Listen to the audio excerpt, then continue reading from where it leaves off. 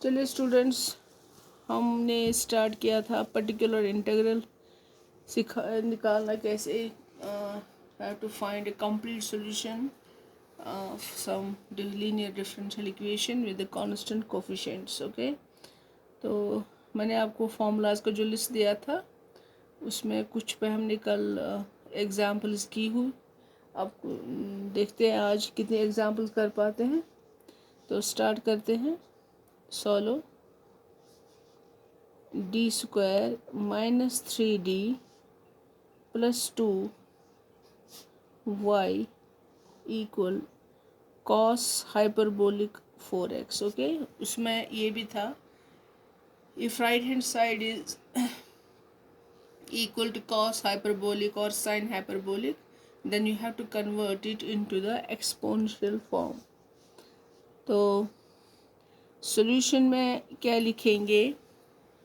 Solution में I will write down that this is number 1. Equation number 1 is already in symbolic form. Okay, ये आपको पता ही है, this is a symbolic form. So here अब आप लिखेंगे F D is equal D square minus 3d plus 2। ठीक है, उसके बाद आप क्या लिखेंगे? ऑक्सिलरी इक्वेशन ओके इज, क्या है ऑक्सिलरी इक्वेशन आपकी? तो that is m square minus 3m plus 2 equal 0। Okay, put यहीं पर मैं ऑक्सिलरी इक्वेशन यहीं पर मैं लिखती हूँ, पुट एफ एम इक्वल 0। तो अब इसके रूट्स आप निकालेंगे, रूट्स निकालेंगे तो क्या है m के रूट्स? m is equal 1 2। तो अब इसका कॉम्प्लीमेंट्री फंक्शन क्या होगा? c1 e raise power x plus c2 e power 2x। ठीक है, नाउ पर्टिकुलर इंटीग्रल का क्या है? Particular integral is 1 by F D right hand side. अब 1 बाई एफ डी क्या है?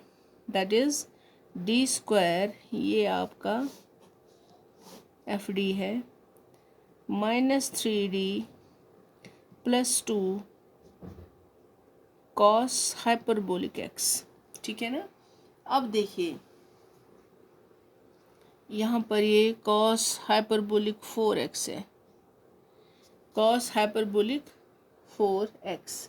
ठीक है, अब इसके बाद आप अगर आप देखेंगे जो आपका लिस्ट है फॉर्मूला का, कॉस मैंने उस पर लिखा हुआ है कॉस हाइपरबोलिक, यहाँ पर 4x है तो वहाँ पर ax होगा, तो दैट डजेंट मैटर। तो यहाँ पर मैं लिखूँगी वही फॉर्मूला वापस। तो क्या है? इसके बराबर है e power ax okay plus e power minus ax by 2। ये आपका केस है। तो अब इसमें ये हम फिट करते हैं, this will be 1 by D square minus 3d plus 2 cos hyperbolic, that is ये इसमें आप फिट करेंगे, this is e power ax e power minus ax by 2। ये आपका ये है। अब मैंने आपको लास्ट टाइम बोला है ब्रेक करना, डिस्ट्रीब्यूट करना। डिस्ट्रीब्यूट आप कैसे करेंगे? 1 बाई 2, ठीक है, this is 1 by D square minus 3d plus 2 e power. अब हमारा यहाँ पर ax नहीं है, हमारा यहाँ पर क्या है? 4x। तो चलिए यहीं पर मैं लिख देती हूँ 4x, दिस इज 4x। ठीक है, ये आ गया इसका अपना, then plus 1 by 2 okay, 1/d² minus 3d plus 2 e power minus 4x, ये आ गया इसका। अब आपको ई पावर ए एक्स का जो रूल है वो पता है। आपको क्या करना है, दिस इज 1/2। अब बताइए, अब आपको ये ई पावर 4x है तो इसका रूल क्या है, ये ई पावर ए एक्स जो अगर आप देखेंगे आपको यहाँ पर जो है d लेना है 4, so this will be 1/4² minus 3 into 4 plus 2 e power 4x, ठीक है, प्लस 1/2। अब यहाँ पर आपका d क्या होगा, -4, so this will be -4, this is square minus 3d into -4 plus 2 e power -4x, ठीक है, ये आपका। लेकिन आपको सिर्फ ख्याल रखना है कि कहीं केस ऑफ फेलियर तो नहीं है। तो कीजिए, थोड़ा सा सिंपलीफाई करना है इसको, क्या होगा, ये आएगा 1/12, this is 16 minus 12 plus 2 e power 4x plus 1/2 1/16 12 plus 2 e power -4x। तो क्या होगा ये 1/2, बताइए क्या होगा, अर्धा, this will be 1/6 E power 4x plus 1/2, this is it's other 1/30 E power -4x, ठीक है। उसके बाद मैं यहाँ आऊँगी, ठीक है, क्या होगा बताइए आप लोग। So therefore particular integral is equal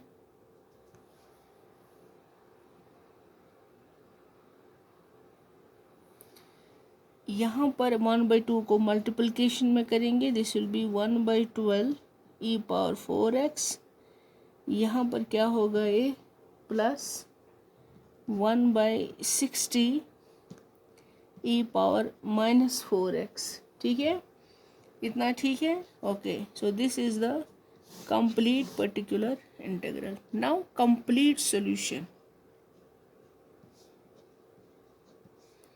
is y is equal to CF plus PI।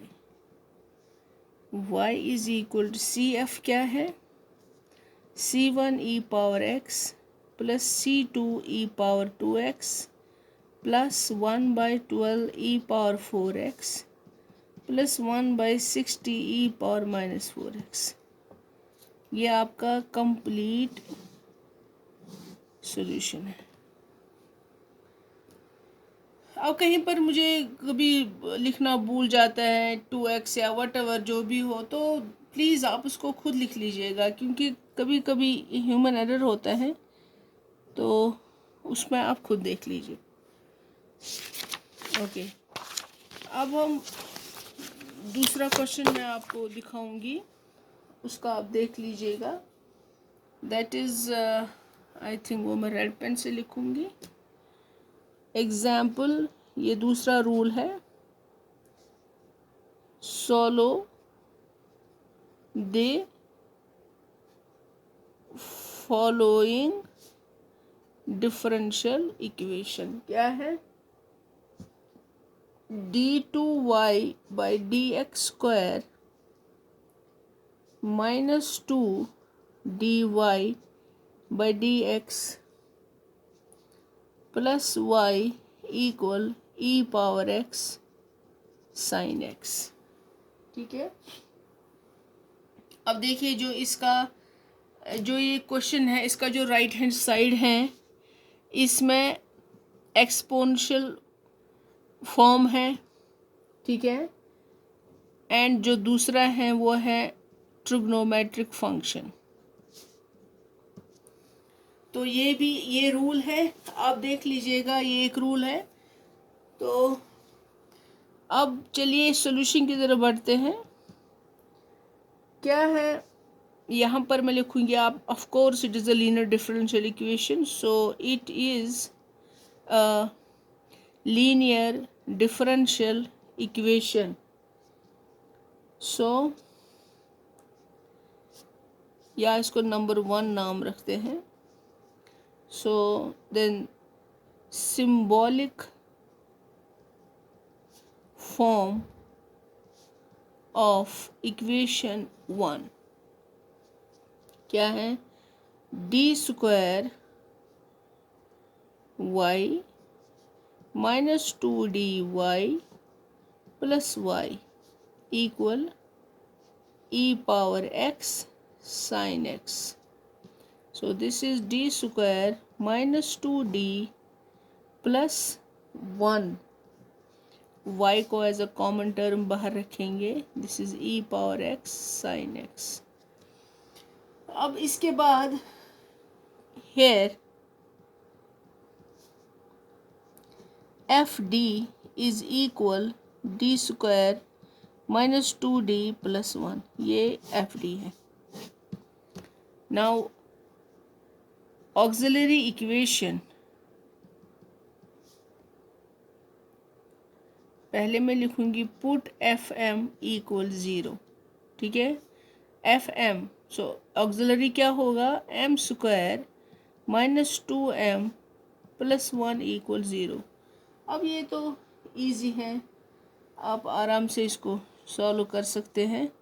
So what will be roots? m minus 1, ठीक है, into m minus 1, so m is equal to 1 1। अब ये रूट्स क्या है? They are real and repeated.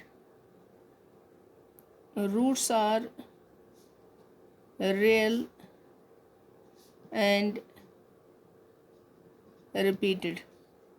तो कैसे आप करेंगे? ये कॉम्प्लीमेंट्री फंक्शन क्या लिखेंगे? c1 e power x, repeated में c2 x इंट्रोड्यूस होगा, independent variable e power x, ये CF है।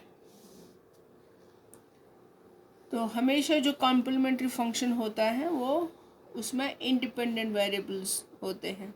x यहाँ पर देखिए, डिपेंडेंट तो y है, x है इंडिपेंडेंट, तो हमेशा कॉम्प्लीमेंट्री फंक्शन में आप इंडिपेंडेंट लिखेंगे। सो अब बताएं मुझे पर्टिकुलर इंटीग्रल क्या है, बताइए क्या है वो formula? 1/fd right hand side. अब 1/fd क्या है? D square minus 2d plus 1, right hand side is e power x sin x। Okay, अब देखिए यहाँ पर मैं एक फॉर्मूला लिखूंगी। नाउ मैं रेड पेन से लिख रही हूँ ये 1/fd e power ax sin bx। यहाँ पर देखिए जो राइट हैंड साइड है ना वो प्रोडक्ट में है, that is in the product. तो जो ये e पावर ax है ये आता है लेफ्ट में, e पावर ax 1/f, यहाँ पर होगा d plus a and this is sine bx। कि जैसे ही ये e पावर x में कैपेबिलिटी है कि ये इस साइड में आ जाता है, लेकिन ये बोलता है कि भाई अगर मैं इस साइड में आ जाऊं तो मुझे थोड़ा सा कुछ तो बेनिफिट मिले, तो यहाँ पर इस d में इसका ऐड होता है a, ये a है, सो ये इसको बेनिफिट मिलता है। लेकिन सिर्फ इसी e पावर ax में ही ये कैपेबिलिटी है कि ये इस साइड में आ जाता है, this left hand side of 1/f of d में आ जाता है। ये है एक फॉर्मूला, अब इसका हम यूज़ करेंगे। ठीक है। अब बताइए, अब आपके पास ये है तो क्या आएगा, दैट मीन्स कहाँ पर मैं लिखूँ, यहाँ पर मैं लिख रही हूँ। अब बताइए जो पर्टिकुलर इंटीग्रल है, पर्टिकुलर इंटीग्रल क्या होगा, पर्टिकुलर इंटीग्रल ये है, ऑलरेडी लिखा हुआ है, लेकिन अब ये फॉर्मूला इसके साथ मैच करता है। Here this is in the product form, यहाँ b के बदले 1 है, यहाँ a के बदले 1 है। अब हमें जो इसकी प्रॉपर्टी है कि ये इस साइड में आएगा, right hand side of 1/f(d), so this will be e⁻x 1/, बताइए अब यहाँ पर कि क्या लिखूंगी मैं, व्हाट विल यू राइट, यहाँ पर मुझे लिखना है ये d+a आता है फॉर्मूला में, a हमारा क्या है, a हमारा यहाँ पर 1 है, so this will be d+1, ये स्क्वायर है, -2